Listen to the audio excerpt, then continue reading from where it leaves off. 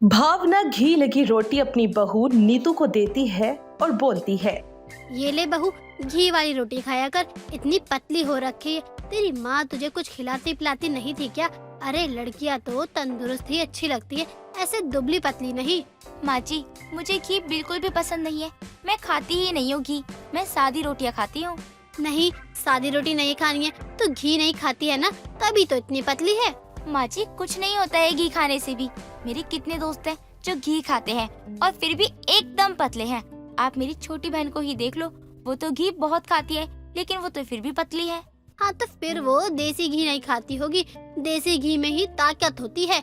और हम हरियाणा वाले हैं, हमारे खाने में देसी घी ना हो तो खाना कम और गाय का चारा ज्यादा लगता है। माँ जी, लेकिन मुझे आदत ही नहीं है। लेकिन आप चिंता मत कीजिए, मैं बाद में खा लूंगी। बहू, मैं भी पहले बहू ही थी और अपनी सास को कैसे पागल बनाते हैं ये मुझे अच्छे से आता था। इसीलिए अब तू वही पैतरे मुझ पर मत आजमा। मैं सब कुछ अच्छे से समझ रही हूँ और तू चुपचाप से खा अभी मेरे सामने। एक तो वैसे इतनी पतली है और ऊपर से ढंग से खाती भी नहीं है। भावना नीतू को काफी खिलाती पिलाती रहती थी। नीतू भी अपनी सास की बात को ज्यादा नहीं टालती और खा लेती थी और बाद में वॉशरूम जाती थी। ऐसे ही कुछ दिनों तक चलता रहता है। एक दिन नीतू खाना खाने के कुछ देर बाद जब वॉशरूम से निकलती है तो भावना नीतू को टोकते हुए कहती है, बहू, तुझे तो कुछ खिलाने का भी फायदा नहीं है। खाने के थोड़ी देर बाद ही तू हल्की होने चली जाती है। अरे इसीलिए ही तो तुझे खाना नहीं लगता है। ये तेरा शुरू से ही आदत है क्या? नहीं माँ जी, जब ज्यादा खाती हूँ ना तभी ऐसा होता है। आजकल मैं ज्यादा खाने लगी हूँ तो बस यही हो रहा है। अब क्या करूँ, ज्यादा देर तक पेट में कुछ टिकता भी तो नहीं है ना। फिर तो बहू मुझसे ही गलती हो गई, मैंने ही तुझे ज्यादा खिला दी। अब तो तुझे जितना मन करे उतना ही खा। तुझे घी खिलाकर तो मुझे यही लग रहा है कि कुत्ते को घी हजम नहीं होता है। माँ जी, आप मुझे कुत्ता बोल रही हो? बहू, मैं बोल नहीं रही हूँ, लेकिन तेरा हाजमा ही खराब है तो मैं कितना भी कुछ कर लूँ कुछ बदल थोड़ी जाएगा। सब कुछ रहेगा तो वैसे ही ना। नहीं माँ जी, ऐसी कोई बात नहीं है। आपने इतने दिनों से मुझे जो खाना खिलाया ना वो तो मैं अपने मन से ही खाने लगी थी। मुझे नहीं पता था कि किसी भी चीज में घी डालकर खाओ तो उसका स्वाद और बढ़ जाता है। लगता है तुझे हमारे खाने का अंदाज भा गया है। जी माँ जी, ये तो बिल्कुल सही कहा आपने। कितनी भी बार वॉशरूम क्यों न जाना पड़े, अब तो मैं अपनी डाइट ऐसे ही रखूंगी। सच में माँ जी, मजा आ जाता है ऐसा खाना खाकर तो। चल बहू, अगर तुझे अच्छा लगता है तो तू खाया कर। खाने के लिए थोड़ी टोक सकती हूँ मैं तुझे। नीतू पूरे दिन कुछ न कुछ खाती ही रहती थी और धीरे धीरे उसका दिन में बार बार वॉशरूम जाना भी बंद हो गया था। नीतू के शरीर में भी अब फर्क दिखने लगा था। एक दिन नीतू ठंड में छत पर बैठकर ढेर सारी मूंगफलियां खा रही होती है। तभी वहां भावना अपनी पड़ोसन विमला के साथ आती है। देख विमला, मेरी छत पर कितनी अच्छी धूप है। मेरी बहू तो घर का काम करने के बाद कुछ न कुछ खाने को ले आती है और सीधा छत पर जाती है और मस्त धूप में बैठकर खाती रहती है। वैसे मानना पड़ेगा भावना तेरी बहू को, ससुराल में आकर इसके शरीर में तो काफी फर्क आ गया है। देख तो, पहले दुबली पतली सी थी और अब तो ठीक ठाक हो गई है। और नहीं तो क्या, अब हरियाणवी परिवार में आई है और तंदुरुस्त ना हो ऐसा तो हो ही नहीं सकता। ऊपर से मेरी बहू हर वक्त खाती पीती जो रहती है। अब भी देख मूंगफली खा रही है बैठे बैठे। हाय राम, इतनी सारी मूंगफली खा रही है। बहू, इतनी मूंगफली मत खा, पेट खराब हो जाएगा और खट्टी खट्टी डकारे भी आने लगेंगी इतनी मूंगफली खाकर। अरे नहीं आंटी जी, मेरा पेट तो बहुत बढ़िया है, ये सब हजम कर लेता है, मुझे कुछ नहीं होगा। नीतू अब हर वक्त ही खाती रहती थी।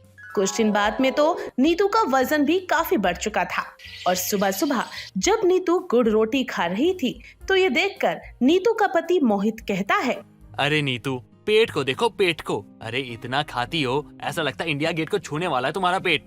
अरे खाने पे थोड़ा संयम रखो।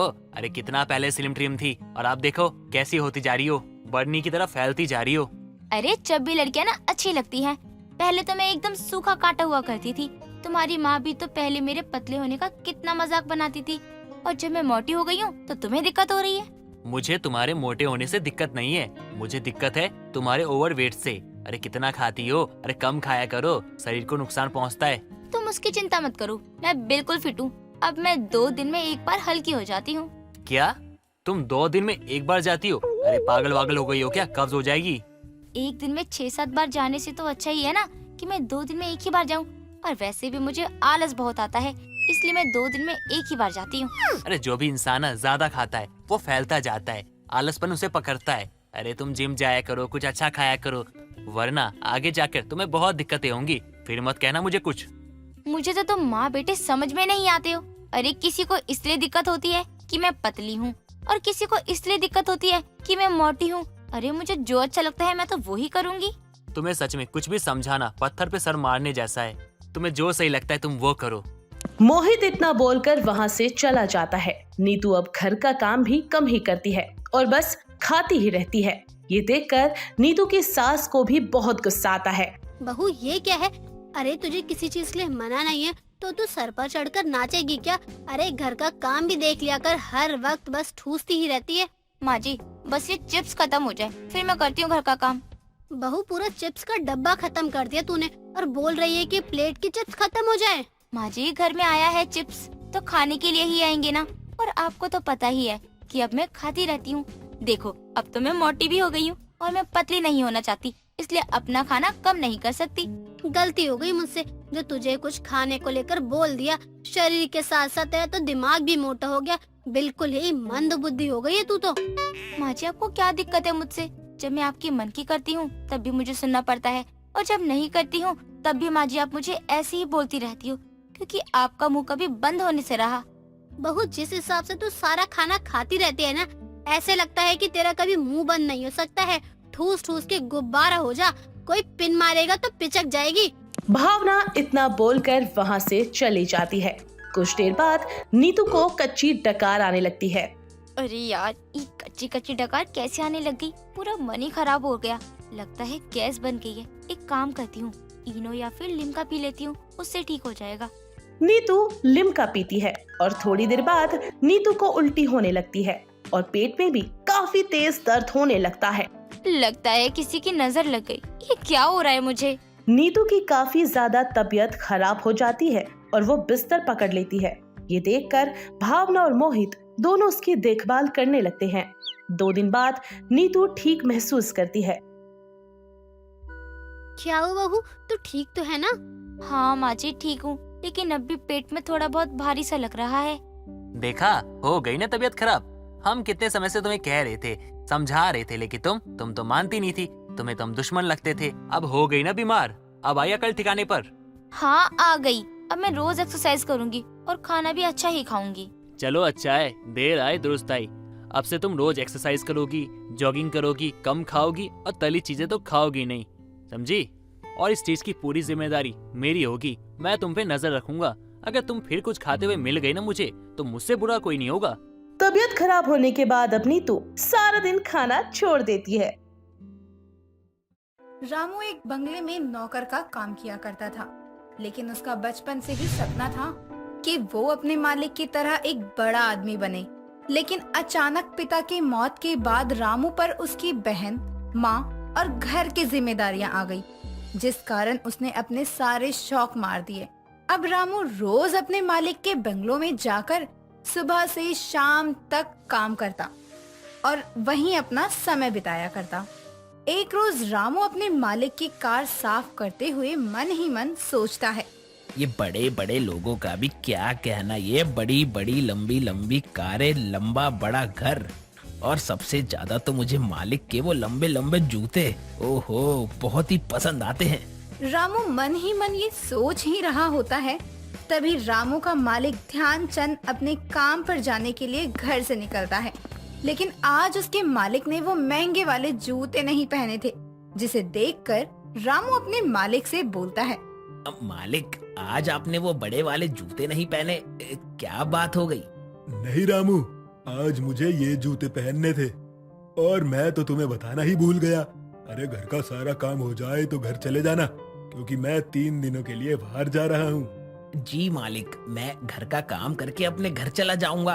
आप जब भी आओ तो मुझे बुला लेना मालिक। अब रामू के मालिक के जाने के बाद रामू घर की सफाई में लग जाता है।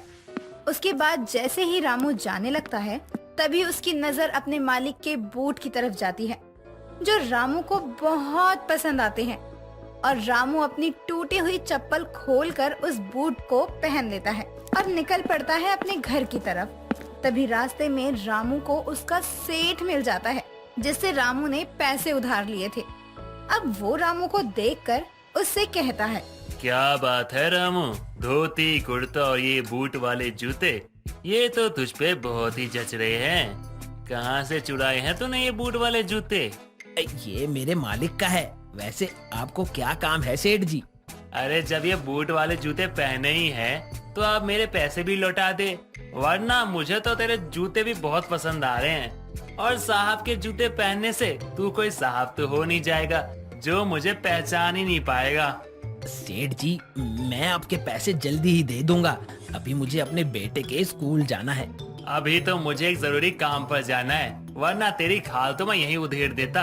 जब पैसे लेने आते हैं तो माई बाप बोलते हैं, और जब मांगो अपने पैसे वापस तो इनकी नानी मर जाती है। अब रामू वहाँ से सीधा अपने बेटे के स्कूल जाता है, जहाँ टीचर रामू को देखकर कहती है, आइए सर, आप कैसे हैं? देखने से तो आप बहुत ही अच्छे लग रहे हैं, लेकिन आपने अपने बेटे को बिगाड़ कर रख दिया है। वो इतनी छोटी उम्र से ही नशा करता है और अब हम इसे अपने स्कूल में नहीं रख सकते। जी मैं समझाऊंगा उसे, आप उसे स्कूल से ना निकालें। जी देखिए, बुरा मत मानिएगा, जब आप इतने महंगे जूते पहन सकते हैं तो अपने बच्चे को किसी अच्छे स्कूल में नहीं पढ़ा सकते। जी मैं तो खुद किसी के घर पर काम करता हूँ। अब रामू स्कूल से जब अपने घर की तरफ जाने लगता है, तब वो अपने बूट वाले जूते को देखकर सोचते हुए खुद से बोलता है, क्या किस्मत है, इस जूते को पहनने के बाद मुझे ऐसा लग रहा है कि मैं कहीं का रईस ज्यादा हूँ, लेकिन असल में तो हूँ एक नौकर ही। अब जैसे ही ये सोचता हुआ रामू आगे की तरफ बढ़ता है, वैसे ही रामू को स्कूल से थोड़ी ही दूर पर एक जूते पॉलिश करने वाले की दुकान दिखाई देती है, और उस दुकान पर बैठा एक मोची रामू को देखकर सलाम करते हुए रामू से बोलता है, सलाम साहब, जूते पॉलिश करवा लो, अभी तक बोनी नहीं हुई है। अरे मेरे पास तो एक फूटी कौड़ी नहीं है, आपसे मैं जूते पॉलिश भला कैसे करवा सकता हूँ? अब मुझे नहीं करवाने जूते पॉलिश। साहब सुबह सुबह क्यों मजाक कर रहे हो? पहनावे से तो अमीर लगते हो और एक आना भी नहीं है जेब में, ऐसे कैसे हो सकता है? अरे बोला नाम नहीं करवाने, अब नहीं है मेरे पास पैसे, और ये जूते मेरे नहीं मेरे मालिक के हैं। चोर कहीं का, चोरी करके जूते तो ऐसे पहनकर चल रहा है जैसे खुद के पैसों से खरीदे हो। चल निकल यहाँ से। अब रामू अपने घर पहुंचता है उन जूतों के साथ, जिसे देखकर रामू की पड़ोस की विमला रामू से बोलती है, जी साहब, किससे मिलना है आपको? इस बस्ती में आप किससे मिलने आए हो? नए लगते हैं यहाँ पर आप। अरे विमला काकी, मैं कोई साहब वाहब नहीं हूँ। अरे रामू हूँ, रामू। अब पहचाना नहीं क्या आपने? हे भगवान, तू तो पहचान में ही नहीं आ रहा है। ये जूते तो बहुत महंगे मालूम पड़ते हैं, कहाँ से लाया है? विमला काकी, ये मालिक के जूते हैं, उनके जूते पहन कर आया हूँ। अच्छे लग रहे हैं ना? बताओ, अब नौकर भी मालिक के जूते पहनने लगे? हद ही है। सही भी है, खुद खरीद कर तो पहन नहीं सकते ना। अब रामू तो उन जूतों को पहन कर ही सोता है और पहन कर ही उठता है। हालांकि अब ऐसे ही 2 दिन बीत जाते हैं, और तीसरे दिन अब सुबह के समय जैसे ही वो उन जूतों के साथ बाहर निकलता है, वैसे ही रामू देखता है कि उसके मालिक के वो जूते पीछे की साइड से निकल रहे हैं, और वो बहुत गंदे भी हो चुके हैं, जिस वजह से रामू उन जूतों को खोलकर पहले तो साफ करता है, फिर वो उन जूतों को एक मोची की दुकान पर ले जाता है और मोची को बूट वाले जूते दिखाते हुए कहता है, सुनो, इन्हें जोड़ दो, ये इस साइड से निकल रहे हैं। अरे साहब, ये जूते यहाँ तो कोई नहीं जोड़ सकता है, ये तो स्पेशल बूट वाले जूते हैं। अरे भाई, कैसी बात कर रहे हो? देख लो ना, कुछ हो जाए। अरे मेरे नहीं है, किसी और के जूते हैं, देख लो भाई। देखो साहब, इस पर हम धागा नहीं चला सकते, वो साफ साफ दिखेगा। आप इतना कह रहे हैं तो सिल ही देता हूँ। नहीं नहीं, रहने दो, साहब ने देख लिया तो लेने के देने पड़ जाएंगे। अरे इन जूतों ने तो मेरी वाट लगवा देनी है। अब रामू बहुत ही ज्यादा परेशान हो जाता है कि अब तो उसका मालिक उसे नौकरी पर से ही निकाल देगा, पर वो करे तो करे क्या। रामू ये सब सोच रहा होता है, तभी रामू के मालिक का फोन आ जाता है, और रामू का मालिक भी रामू से आने की बात कहता है। अब रामू ये सुनकर और भी ज्यादा परेशान हो जाता है। ऐसे में रामू बंगलों पर जाकर उन बूट वाले जूतों को ग्लू से चिपका कर रख देता है, और मन ही मन सोचता है, अरे मालिक क्या करेंगे, ये तो मालिक के हाथों में है। मैंने तो इसे रख दिया है। वैसे किसी ने सच ही कहा है, इंसान को उसकी हैसियत के हिसाब की चीजें करनी चाहिए, ना कि हैसियत के बाहर की। अब कुछ ही समय में रामू का मालिक ध्यानचंद आ जाता है और वो आते ही रामू से कहता है, रामू जल्दी से मेरे लिए कुछ बना दो, मुझे अर्जेंट मीटिंग में जाना है भाई। जी मालिक, अभी बना देता हूँ। अब जैसे ही उसका मालिक तैयार होकर अपने बूट वाले जूतों को पहनकर ध्यानचंद 2 कदम आगे चलता है, वैसे ही उसका पैर पास रखी टेबल से टकरा जाता है और वो जूता टूट जाता है। ये देखकर ध्यानचंद रामू को आवाज लगाता है और रामू से कहता है, रामू ये देखो मेरे बूट वाले जूतों को क्या हो गया है, मुझे मीटिंग में जाना है। वैसे तुम इसे फेंक दो, ये मेरे ससुराल वालों की देन है, तो भाई काम के समय तो धोखा ही देंगे। क्या बात है, मालिक तो गुस्सा भी नहीं हुए। ससुराल का माल था ना शायद, इसलिए। चलो जो भी है, मेरा तो फायदा ही हो गया। क्या सोच रहे हो रामू, इसे उठाओ और फेंको बाहर। हालांकि रामू उन जूतों को फेंकता तो नहीं है, लेकिन वो उन्हें फिर से अपने घर ले जाता है और उन्हें पहनकर वो बहुत खुश होता है। हालांकि रामू के मालिक के ये जूते रामू के लिए अच्छे बुरे दोनों साबित हुए थे। कांता के बेटे को शादी से पहले ही कैंसर की बीमारी थी। अब कैंसर के इस बीमारी के बारे में कांता की बहू पूनम को भी शादी के बाद ही पता चलता है, जब वो अपने मायके से विदा होकर ससुराल में आती है।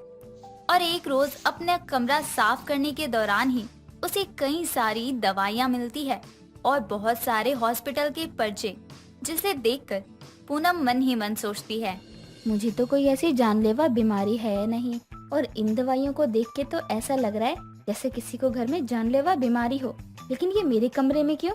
पूनम ये सोच ही रही होती है, तभी पूनम के कमरे में उसका पति अशोक आता है और वो अपने पति को देखकर कहती है, अच्छा हुआ तुम आ गए। मुझे ये बताओ कि ये दवा किसकी है और ये खाता कौन है? अरे ये तो माँ की होगी। लाओ जितनी भी दवा है उन्हें मैं माँ के कमरे में रखाता हूँ। तो माँ जी के कमरे में होनी चाहिए ना, हमारे कमरे में क्या कर रही है? वो भी सारी की सारी दवाइयाँ। ऐसी कौन सी बीमारी है उन्हें? अरे शादी का घर है, इधर उधर हो गई होंगी, इतना भी क्या सवाल करना। अब ऐसे ही समय बीतता है और एक रोज विमला का कांता के घर आना होता है। घर पर कांता तो नहीं थी, लेकिन कांता की बहू पूनम होती है और विमला पूनम को देखकर कहती है, वैसे मुझे तेरे सास से काम था बहू, पर तू बता तू कैसी है और सभी ठीक है? जी आंटी, मैं भी अच्छी भली हूँ। अच्छा बहू, एक बात बता, अशोक कैसा है? उसका कैंसर ठीक हुआ कि नहीं? दवाइयाँ समय पर देती है ना तू उसे? कांता तो बताती नहीं है कुछ, सोचा तुझसे ही पूछ लूं। मतलब आंटी क्या हुआ है उन्हें? मुझे आपकी बातें समझ नहीं आई, आप सब कुछ बताइए मुझे। कैसी बातें कर रही है बहू तू? तुझे अशोक के कैंसर के बारे में कुछ भी नहीं पता? बल्कि तेरी तो उससे शादी हुई है, तुझे तो पता होना ही चाहिए। ये सुनकर पूनम को धक्का लगता है और वो खुद को संभालते हुए विमला से कहती है, आंटी जी उन्हें कैंसर है। मुझसे इतनी बड़ी बात छुपा कर रखी गई, मुझे इस बात की जरा भनक भी नहीं लगी। बहू मेरा नाम ना बोल दियो कांता के आगे, वरना वो मुझसे ही लड़ने मेरे घर आएगी, समझ रही है ना मेरी बात को? अब जब देर शाम कांता और अशोक घर आते हैं तो वो देखते हैं कि हॉल में बैठी पूनम रो रही होती है। उसे देखकर दोनों हैरान थे। तभी वो अपनी सास से कहती है, माँ जी आपने इतनी बड़ी बात छुपा रखी थी कि इन्हें कैंसर है।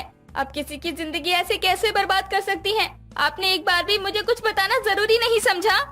बहू मैं तुझे बताने ही वाली थी, लेकिन क्या बोलती और कोई समझता या नहीं, इसलिए ये बातें मैंने छुपाई। देख बहू मेरी बात को समझ। ये बात पता लगते ही पूनम अपना सामान पैक करके अपने मायके चली जाती है और पलटकर ससुराल की तरफ नहीं देखती। करीब 2 महीने बीत जाते हैं और इधर अशोक की तबीयत खराब होने लगती है और एक रोज सुबह ही पूनम को फोन आता है, वो भी विमला आंटी का। बहू कहाँ है तू? जहाँ कहीं भी है एक बार अपने पति का आखिरी मुंह देखने आ जा।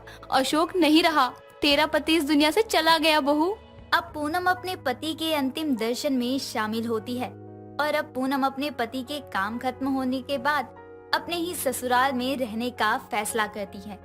और इस फैसले पर पूनम की सास अपनी बहू से कहती है, कोई जरूरत नहीं है मुझे तेरी जैसी औरत के साथ रहने की। जो मेरी बेटी की नहीं हुई वो मेरी क्या होगी? और अब क्यों वापस आई है तू? जरूरत के समय तो पलटकर देखा तक नहीं तूने एक भी बार। माँ जी, आपको जितना सुनाना है सुना लो। मुझे अपने किए पर पछतावा है कि मैंने उन्हें छोड़कर मायके में रहने का फैसला किया। मैं आपका दुख समझती हूँ, लेकिन मुझे अपने साथ रहने दीजिए। बहू मुझे माफ कर दे, मैं एक वक्त की रोटी कहीं से भी मांगकर बनाकर खा लूंगी, लेकिन तुझे अब इस घर में नहीं रख सकती। पूनम को अपने किए का एहसास होता है और वो अशोक की माँ यानी अपनी सास का साथ निभाने और अपने पति के यादों के साथ अपने ससुराल में रहने लगती है और घर चलाने के लिए वो एक ढाबा भी खोलती है। अब ये देखकर कांता अपनी बहू की कोई मदद नहीं करती। इधर हर कोई पूनम के हाथों के बने खाने की तारीफें कर रहा होता है, लेकिन कई लोग विधवा बहू के ढाबे की बुराइयां भी करते हैं। एक रोज एक कपल अपने छोटे से बच्चे के साथ पूनम के ढाबे पर आते हैं, लेकिन जब वो औरत पूनम को विधवा देखती है तो वो अपने पति को रोकते हुए कहती है, जी सुनिए, हमें यहाँ खाना नहीं खाना चाहिए। देखो जरा इस औरत को जिसका ये ढाबा है, वो तो विधवा है और हम तो तीनों की सगाई में जा रहे हैं। चलो हम कहीं और खा पी लेंगे। तुम भी ना क्या क्या सोचती हो, ये पुराने समय की बातें थी। आज के समय में ऐसा बिल्कुल नहीं होता। मुझे नहीं खाना यहाँ पर और ना ही तुम्हें कुछ खाने दूंगी। चलो अभी यहाँ से।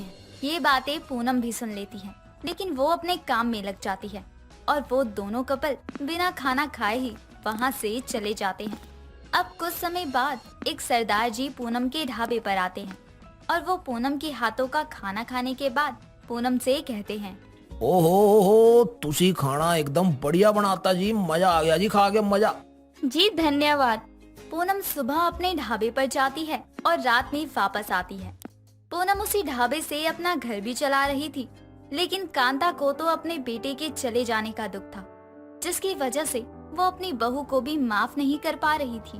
अब अगले ही दिन वो सरदार जी फिर से पूनम के ढाबे पर आते हैं और अपनी बेटी की शादी में खाने के लिए 2 लाख का ऑर्डर देकर जाते हैं, जिससे पूनम बहुत ही खुश होती है और वो अपनी सास को ये सारी बात बताती है। माँ जी, आपको पता है कल के लिए सरदार जी 2 लाख का ऑर्डर दे गए हैं। बहू मैं तुझसे बात नहीं करना चाहती, तो तू अब मुझसे मजाक करेगी? नहीं माँ जी, ये देखिए 2 लाख का चेक सरदार जी ने दिया है। सच कह रही है बहू तू? लेकिन ये ऑर्डर पूरा कैसे होगा, ये तो देख ले अब तू।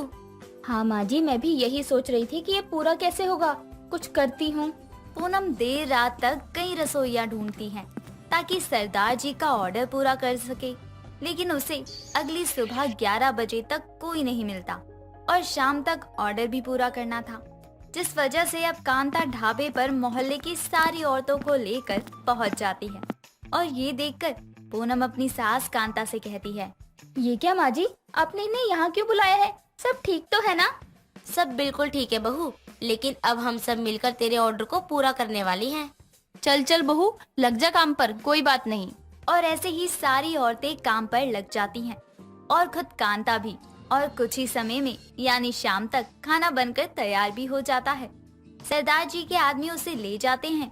अब कांता और विमला की इस मदद के बदले पूनम सबको शुक्रिया करती है और अपनी सास कांता से कहती है, माँ जी, आपकी नाराजगी जायज है, आपको जो ठीक लगे मुझे सजा दीजिए। तुझे मैं क्या सजा दूंगी? तू तो अपने पति को खोकर जिंदगी भर की सजा पा रही है, ऐसे में तुझे और क्या ही कहा जाए। बहू, तुझे देखकर बहुत बुरा भी लगा, लेकिन तू बहुत कामकाजी है। ये बातें चल ही रही होती हैं, तभी पूनम बेहोश हो जाती है और सभी औरतें उसे हॉस्पिटल लेकर जाती हैं, जहां जाकर पता चलता है कि पूनम पेट से है। ये खबर सुनकर एक दुखों से गुजर रहे परिवार में फिर से हंसी खुशी का माहौल गूंज उठता है और आखिरकार पूनम और उसकी सास की जिंदगी में खुशियों की दस्तक होती है, जिसके बाद उसकी सास उसका बहुत ख्याल रखती और पूनम भी अपने ख्याल रखने के साथ साथ अपने ढाबे को भी और अच्छे से चलाती। दोस्तों, अगर आपको ये कहानी पसंद आई तो इसे लाइक करें, शेयर करें और कमेंट करके बताएं कि कहानी में आपको सबसे अच्छा क्या लगा।